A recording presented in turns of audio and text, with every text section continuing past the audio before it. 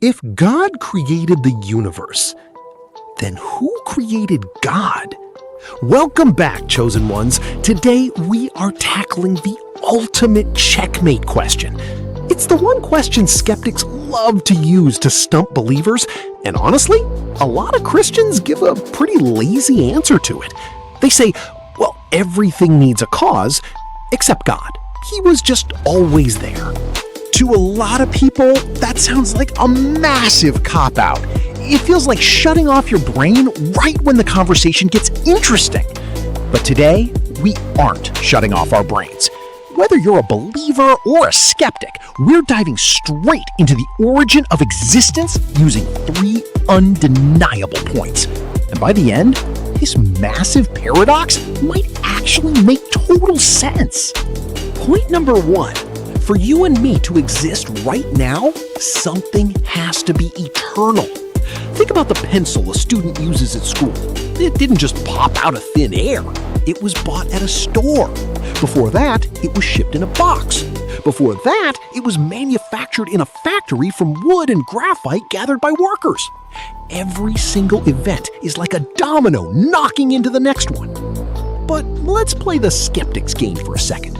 Let's say Jesus and the God of the Bible were created by a bigger, more powerful God. We'll call him God 2.0. Problem solved, right?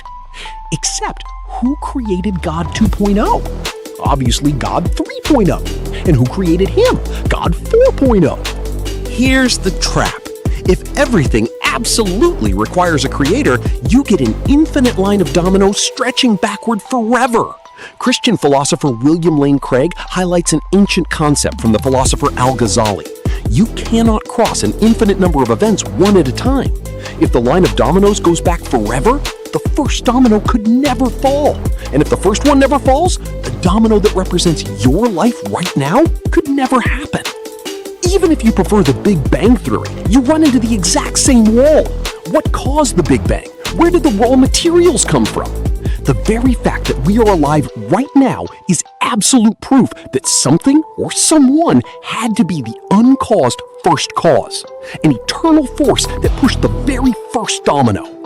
Point number 2, the universe itself cannot be that eternal force. For a long time, people thought the universe just always existed, but modern science changed the game. First, we know the universe is expanding. If you were to hit rewind on time, the universe gets smaller and smaller until it collapses back into a single starting point. Second, look at the energy in our universe like a gas tank in a car.